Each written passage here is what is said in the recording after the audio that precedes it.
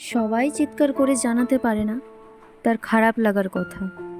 কেউ কেউ আছে খারাপ লাগলেও বুঝতে দেবে না, এক মুখ হেসে বলবে অসুবিধে নেই।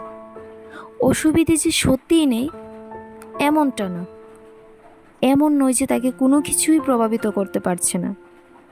সে প্রভাবিত হচ্ছে, তার খারাপ লাগছে, তার কষ্ট হচ্ছে, তবুও সে মুখ ফুটে বলতে পারছে না, অভিযোগ করতে পারছে না, যা তার চাই তা জোর গলায় বলতে পারছে না। আসলে কি জানো, এরকম মানুষগুলোর কপালে আজীবন দুঃখই লেখা থাকে।